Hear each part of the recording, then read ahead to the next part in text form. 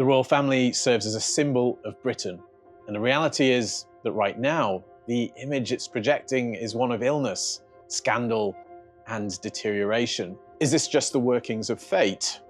Or is the family somehow participating, knowingly or unknowingly, in the creation of this image? Some of the recent actions of the royal family seem questionable, to say the least. What's more, strange omens are appearing around the monarchy and the country it symbolically represents. You'd be forgiven for thinking that something deeply strange is afoot. In this episode of World Astrology Report, we're going to use astrology to dig into what's going on with the royal family right now, and then think about what we, the people, can take from all this. What's more, I think that what's going on with the monarchy shows the clear signature of one of the 12 zodiac signs. And in this episode, I'm going to tell you what that sign is and why I think it's telling the story of the monarchy's current predicament. If that sounds good to you, then please join me, Dan Waits, for another journey into the past to understand the present and the future. If you're enjoying this video and my content in general, then please do give it a like and let YouTube and me know that. And if you'd like to make sure to catch my future work, then you can always subscribe to the channel and even enable notifications. That way, you'll be alerted whenever I drop something new and all will be right with the world. Thanks. April 2024 saw a solar eclipse in the sign of Aries. Solar eclipses have always been said to speak to society's leaders because they entail the blocking out of the sun, the central light at the heart of our corner of the cosmos. And Aries is a sign that speaks to royalty in particular. Its traditional ruler is Mars, but it's also the sign in which the sun is said to be exalted, which means it's raised up and held in great esteem. If the domicile ruler of a sign is the manager of that realm, then the exaltation ruler is lord of the manor. So a solar eclipse in Aries was always likely to have implications for royalty. And it's worth bearing in mind that, as I've said before, eclipses aren't like other astrological events. They're like the opening of portals, where the new pours into reality and the old leaves in ways that are beyond the control of us mere mortals. I sometimes imagine them as being like black holes that bend reality and suck events towards them, both forwards and backwards in time. Bill Meridian, the veteran astrologer who recently appeared on this channel, believes that they can start to take effect around 3 months in advance and continue for a year afterwards. Now, England has been associated with the sign of Aries for hundreds of years, if not more, and so it was that around 2 months before the Aries eclipse, on February the 5th, Buckingham Palace announced that Charles was being treated for cancer. And again, a little before the eclipse on March the 22nd, it was announced that Princess Kate Middleton had cancer too. I think the illnesses of Charles and Kate were signaled retrospectively by that Aries eclipse. Now, if we look at Charles's chart, we'll see that his moon, signifier of bodily matters, and his instincts and emotional inclinations, is in the 1st degree of Taurus. And interestingly, there's another very famous and powerful man with his moon in this exact degree, and that's Joe Biden, President of the United States. And so both men currently have Pluto squaring their moons. And both men, I think it's fair to say, are experiencing health challenges. Pluto squaring the natal moon can signify a lot of things, but these will invariably be times of great psychological and emotional pressure. Pluto transits can involve figurative and occasionally literal journeys to the underworld. Pluto made its first exact square with Charles's moon on February the 3rd, 2024, and his cancer announcement came on February the 5th, just 2 days later, which is just an extremely vivid demonstration of astrology in action. Pluto will make 2 more exact squares with his moon, the next on August the 11th and the final one on December the 9th. This isn't the only thing going on with Charles's chart, but it seems to be a major factor, and it's a transit that has some time to go before it's finished. For those of you who use solar arc directions, it's also notable that solar arc directed Saturn is conjunct Charles's sun right now. This is a transit that's likely to signify limits and diminishment of his vitality. It's a time when he might be less visible than normal. It will make an exact hit with his sun around October the 12th this year. So the autumn looks like a crucial and challenging period for Charles. But there's more at work astrologically that suggests more broadly that these are times of trouble for Britain's royal family. The sign of Leo, the domicile of the sun, is, along with Aries, the sign we most closely associate with monarchy. The sun stands at the center of the solar system, just as the monarch stands at the center of the state. If we look back in history, we can see how times when the sun's influence has been strong have signified times when monarchy has been powerful.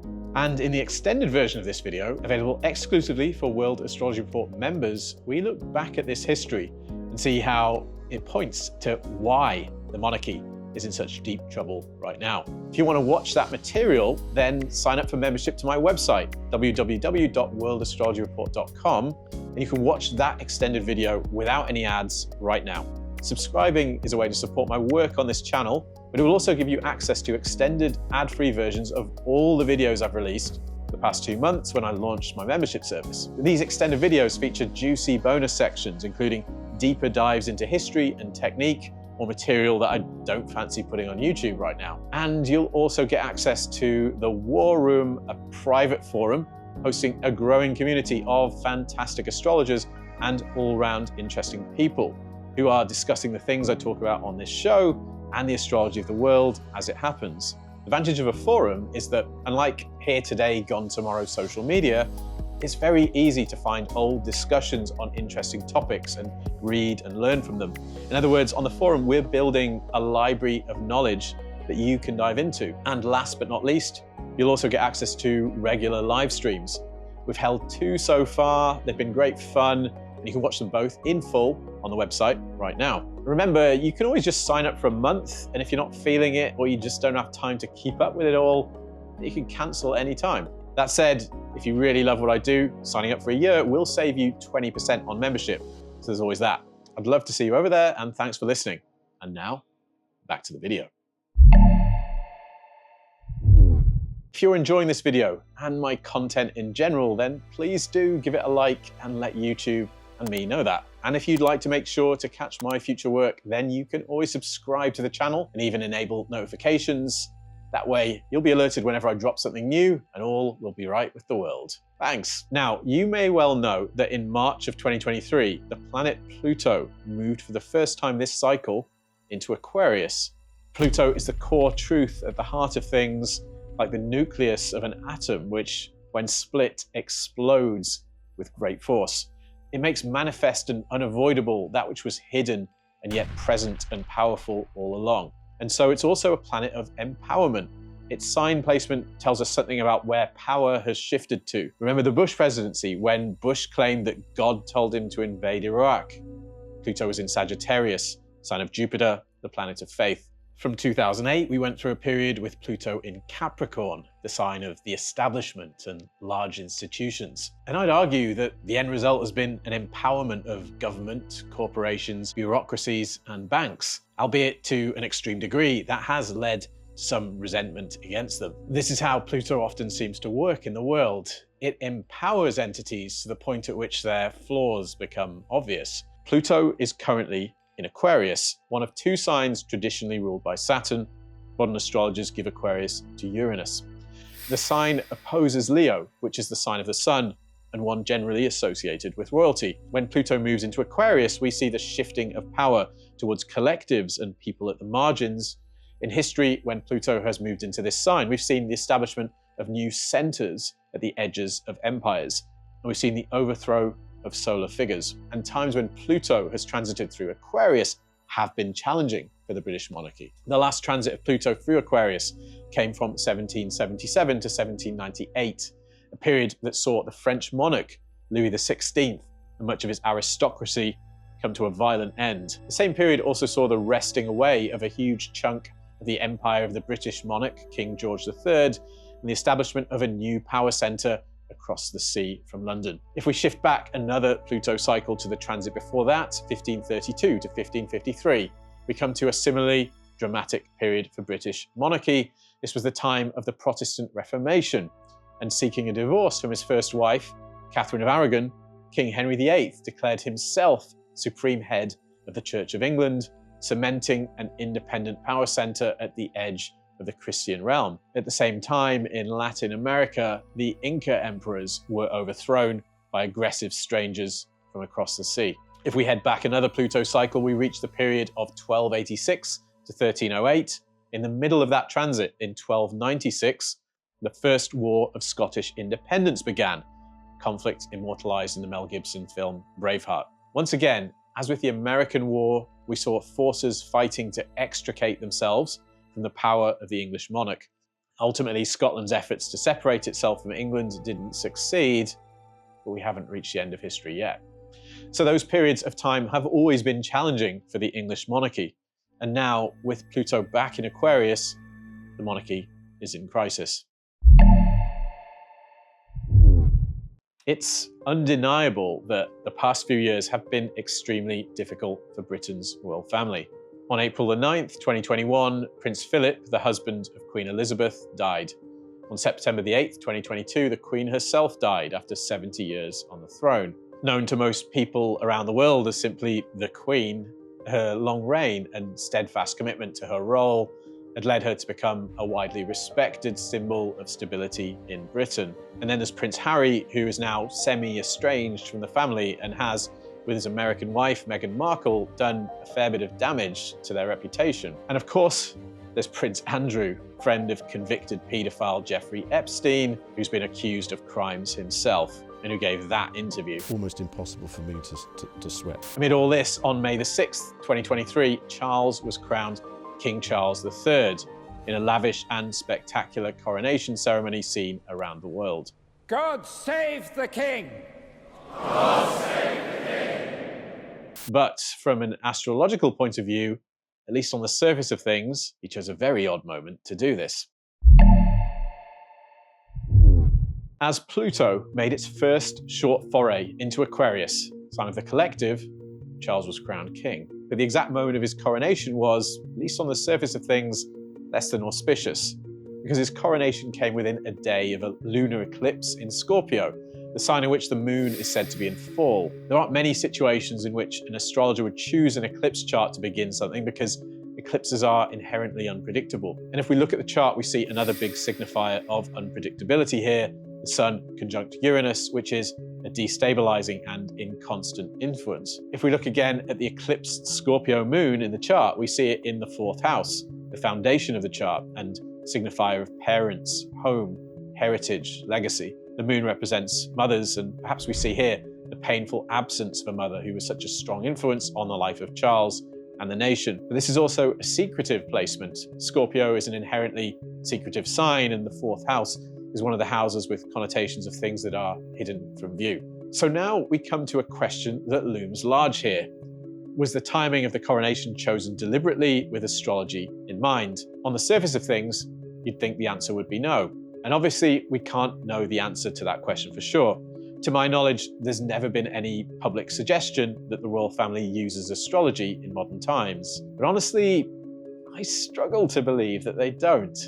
This is an ancient and powerful family, one steeped in tradition and the methods of obtaining and maintaining power and prestige. I just find it hard to believe that they wouldn't employ a tool that I know holds a tremendous amount of power when put to these purposes. What's more, Charles, in particular, is known to be deeply interested in spirituality. He even published a book on the perennial philosophy, the idea that all religions at their heart hold common truths and insights about the fundamentally spiritual nature of reality. If any member of the family might use astrology, it would be Charles, in my opinion. But if the timing of the coronation was elected by an astrologer, then why choose the moment of a Scorpio eclipse? Part of the answer might be that this is an energy that Charles is familiar with. It's inherent to him. Charles was born at a lunar eclipse in Taurus, which means the sun was in Scorpio, and in fact, very close to the position of the recently eclipsed moon in the coronation chart. That said, perhaps the proof is in the pudding, because as we've seen, things aren't going well at all for the reign so far. The Truthstream Media YouTube channel recently released a compelling video on this subject. It's called Is the Old Monarchy Dying? And I recommend you watch it if you're finding what I'm saying intriguing. I want to give a shout out to Nathan Lee Miller Foster here, aka a cult fan, for pointing me in its direction. Thanks, Nate. Now, the video takes a conspiratorial point of view on what's going on right now, and I don't necessarily agree with all of it. But I think it does a great job of summarizing the strange things that have been happening around the monarchy and in examining the fundamental meaning and function of the institution. The video makes the point that the British monarchy is an institution that exists primarily to project an image, one of prestige, health, and power. This image is in turn meant to reflect the prestige, health, and power of the nation it represents. And yet, that image-making process is clearly broken now. So the image itself is extremely important part of that institution's existence. But something has been happening in these recent months that is telling everybody the world over that a massive shift is coming here. As we've already seen, there's an unfortunate aura of ill health and deterioration around the monarch himself and his family. Again, nobody, even kings and princesses, can help it if they get cancer. But Truthstream Media suggests that in the past, such things would have been hidden from the public. The king's life or spirit is so sympathetically bound up with the prosperity of the whole country that if he fell ill or grew senile, the cattle would sicken and cease to multiply, the crops would rot in the fields, and men would perish of widespread disease. Throughout history, societies went to great lengths to conceal any suggestion that the monarch was ill, because that in turn would imply that the society itself was ill. And this was just as true of the British royal family. Think of the mental health complaints of King George III, as depicted in the film The Madness of King George. We also see this in the story of two cousins of Queen Elizabeth herself, Nerissa and Catherine Bowes-Lyon, who had severe learning disabilities. They'd been presumed by the British public to be dead, but in 1987, it emerged that they'd actually been hidden away in a mental hospital since 1941, as if they never existed at all. Why do such a thing, which to modern sensibilities is so hard to justify? Well, to try to inhabit the viewpoint of a family such as this for a moment. Its legitimacy is based on the strength of its bloodline. If the bloodline is seen to be somehow weakened, what does that do to the legitimacy of the institution? Now, I'm not sure how possible it would be in this day and age to keep something like the king having cancer secret. Perhaps the modern royal family believes that in this era of social media, secrets of this magnitude simply can't be kept. That said, there were indeed efforts to conceal the illness of Kate Middleton, but they were so weird and badly executed that they only ended up adding fuel to the fire of speculation that something very weird is going on. After a public appearance on Christmas Day of 2023 with her family, Kate Middleton abruptly vanished from the public eye. Almost a month later, the palace shared an update stating that the princess was recovering from abdominal surgery and likely wouldn't be seen in public again until after Easter. And at this point, the rumour mill really cranked up a gear. All sorts of theories start to spread on the internet, including wild tales of affairs, arguments, imprisonment, and even murder. And then the palace's actions only made matters worse. In early March, it released a family portrait of Kate and her children, but it quickly became clear that the picture had been manipulated. It simply wasn't real. There were all sorts of obvious editing artifacts in it. And this was so obvious that press agencies took the very rare step of recalling the picture from distribution hours after its release. Then Kate Middleton herself supposedly issued a statement saying that it was she who had photoshopped the picture herself. It seems hard to believe that she doesn't have people to do that sort of thing, especially when cancer-stricken, but what do I know? And then on March the 22nd, the family released this video in which Kate announced that she had cancer and was receiving chemotherapy. This put paid to a lot of the theorizing and gossip about what was happening, but not all of it. Because it seemed deeply odd to many people, myself included, that she would appear alone in the video without her husband by her side showing support. And some pointed to odd features of the footage, including the slats of the bench she was sitting on. Had this footage been manipulated too, they wondered. There's all kinds of weirdness going on with that video as well. One of the things that I just can't get over when I'm watching it is the slats, the number of slats that you see on the right side of her body versus the left side of her body. That kind of thing would work that way if the bench was tilted at an angle where it's going away from you a lot more, then maybe you would see something like that. But you're not going to see that when she's sitting on a bench that's mostly horizontal in the image. It's almost like there are way less slats on one side of her body than the other in a way that looks like an optical illusion that makes no sense for how far away the bench is from the camera. Now, perhaps this is just a simpler story than some people think. Perhaps Charles and his people just don't believe in astrology and accidentally chose a terrible time for the coronation. Perhaps Kate Middleton's team are just really, really bad at PR. But some even weirder things have been happening, things that are, in my opinion, harder to explain. On May the 14th, King Charles unveiled his first official portrait since his coronation, and it was quite the picture. Charles is pictured bathed in reds and crimsons, colours you'd be forgiven for thinking look a lot like blood. Other people even said they got satanic overtones from this picture. The portrait was painted by the British painter Jonathan Yeo, and to be fair, it's clearly his style to bathe his subjects in a single colour.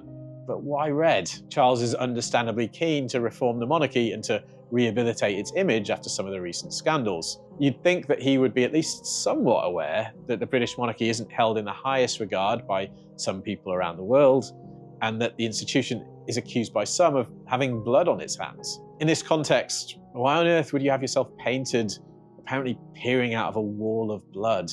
Remember, this is an institution whose primary task is image making. Again, perhaps this is all just evidence of poor judgment, but when you do things like this, you can hardly blame people when they start to think in terms of occult conspiracy. And the strangeness around the monarchy and the symbols related to it haven't stopped there, because some very strange things happened in London this year. On April the 24th this year, the weird goings-on around the royal family kicked up a gear. That day, this footage was captured in London.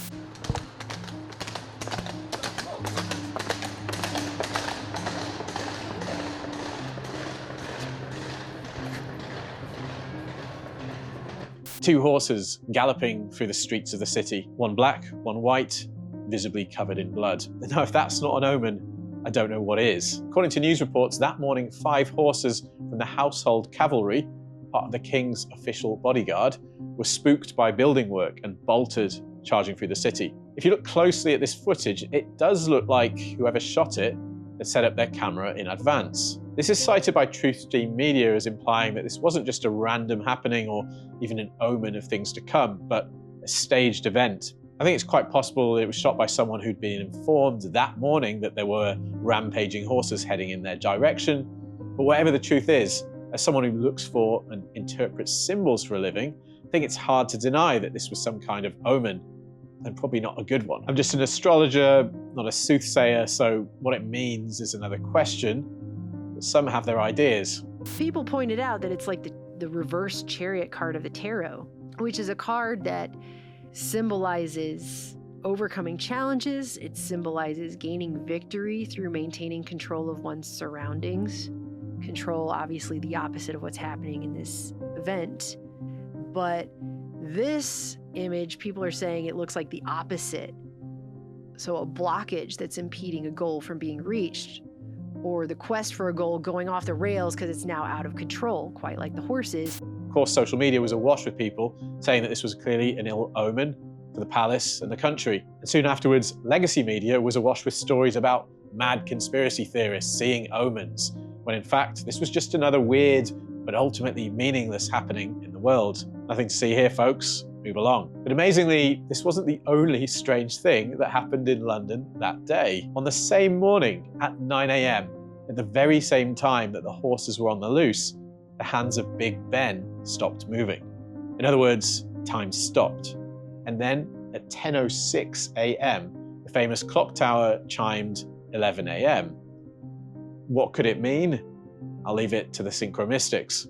Now, again, the Truthstream Media video implies that these events were deliberately coordinated to send messages out into the world. I mean, these are not things that just happen on accident, right? These are very symbolic things that are like messages that are being put out there from a family that, again, is a very symbolic, their whole purpose for existing is this image. And I totally agree that it's very odd that both of these events happened at the same time. But as an astrologer, I don't see the coincidence of events in time as evidence of planning. I just see it as evidence of the way the world inherently works. Each moment in time has an inherent quality. Meaning is inherent to the cosmos, and reality is inherently symbolic. And anyway, I just find it doubtful that something like this could have been staged using real-world methods, unless it was somehow invoked by dark magicians. But magic's not real. But what I will say is that symbolically and astrologically, I can see a theme running through a lot of what we've seen so far in this episode, and it has to do with a particular sign of the zodiac. The ancient Babylonians, who are among the peoples who bequeathed us astrology, had a strange tradition that had to do with eclipses. They believed that eclipses foretold the death of kings. And so they developed a ritual to keep the king safe at such times called Sa-Puhi. I hope any ancient Babylonians watching forgive me if I fluff the pronunciation of that. But we can call this ritual the substitute king ritual. When an eclipse arrived, a certain person would be chosen to temporarily play the role of king in place of the real one. The true king would lie low and avoid being seen during this period. Once the eclipse had passed, the substitute king would be put to death, thus ensuring that the ill omen had indeed been fulfilled. The real king would then resume his place. Now, I'm not suggesting that a substitute king ritual has taken place in the case of King Charles, but the theme of death and rebirth keeps coming up in the events we've discussed in this video. The portrait of Charles depicts a butterfly on his shoulder. Apparently this was chosen by the king himself as a symbol of his lifelong championing of environmental causes. But butterflies have other symbolic meanings, and it's hard for me to believe that Charles, with his deep interest in spirituality, doesn't understand symbolism at deep level. This was a monarch butterfly, and he's the monarch. Butterflies are creatures that undergo a kind of death-rebirth process. They begin life as caterpillars, then retreat to a cocoon and emerge as something very different. But we can also see this theme in the astrological signatures of the events we've looked at so far in this story. Because all over the charts of these events is the sign of Scorpio. King Charles was born at a lunar eclipse in Taurus with the Sun, Mercury, the South Node, and Chiron all in Scorpio. He was crowned king at another lunar eclipse in Scorpio. And what was happening in the sky at the time that two bloodied horses ran through the streets of London and time itself stopped? A full moon in Scorpio. Scorpio, Scorpio, Scorpio. Each of the signs has levels of manifestation depending on how a person is embodying its energy. And this is very much true of Scorpio. It's said to manifest on at least 3 levels. Firstly, taking it at face value, we have the scorpion itself. This is the raw and destructive expression of Scorpio, precise, defensive, sometimes paranoid, always ready to sting. Then we have the eagle. At this level, Scorpio's keen perception has granted it wisdom, and thus a bird's eye view of the world and those who inhabit it. Scorpios, in my opinion, are often the smartest people out there. The highest manifestation of all is said to be that of the phoenix, a symbol of rebirth, resurrection, and transformation. Knowingly or unknowingly, the story of Charles, his reign, and some of these recent events is marked with a deeply scorpionic signature. It's as if the institution is being broken down and decomposed, but will it somehow soon be reborn? One of the traditional divisions of the zodiac is into 36 10-degree slices, known as the decans. And his incredible book on the decans, 36 Faces, the second edition of which we are all praying for, the astrologer Austin Coppock has this to say about the third decan of Scorpio, Scorpio 3. Luna is considered by some to be the ruler of this decan, for she has a particular power here. When the moon wanes in this face, she can be of assistance in the breakdown of complexes of thought, emotion, and energy, returning them to a prima materia state. She putrefies and calcinates things to their end, making new beginnings possible. If we return for a second to the moon in Charles's coronation chart, we find it eclipsed and waning at 25 degrees and 24 minutes of Scorpio. That puts it in Scorpio 3. Charles's sun is also in this decan. What I'm getting at is that maybe, and only maybe, the family is aware of the cyclical meaning and importance of the current moment and what it augurs for their future. And they're somehow trying to work with those energies in a way that allows ill omens to be fulfilled but also allows for their survival and rebirth. Or perhaps I'm giving them too much credit. Maybe they're just unconsciously collaborating with their fate, like most people. Now, at this point in the extended version of this video, available exclusively to World Astrology Report members, we look at what Uranian astrology seems to be telling us about the English monarchy, because it may be giving us a timeline for when it could reach an end. But regardless of what's going on with royalty, what can we, the people, take from all this? Let's turn our attention towards the positive potentials of this moment and what's being signified. I take no pleasure in anyone's suffering, but I think the travails of the monarchy and the astrology that's signaling it are telling us something, that this is a bottom-up era, not a top-down one. Those in the higher echelons of society aren't coming to save us. There are times in history for that, but this isn't one of them. This is an age of air, a time of nomads and networks, and Pluto is in Aquarius, signifying the empowerment of collectives. I think it's likely that there's at least a faction of very powerful people who are aware of the astrological nature of these times and are trying to bend them to their will. In part, they're doing this using technology and the network. In other words, they're harnessing the Aquarian for their own ends. But that same technology and that same network isn't just a threat, it's also an opportunity. It's never been easier to find like-minded people to coordinate with others and to create communities. And this isn't only happening online. People are forming real-life, on-the-ground communities that embody the values they hold dear. So this may not be the monarchy's time, but it can be ours if we choose agency and free thinking over passivity and compliance. So that's my little message of hope to you today. Now, a lot of what I've said in this video has centered around Pluto in Aquarius. And so if you found this episode intriguing, you might want to watch this video that I made with my frequent collaborator, S.J. Anderson, last year, in which we examined the events that took place when Pluto made its first foray into Aquarius and considered what that tells us about the future. Thanks, and see you next time.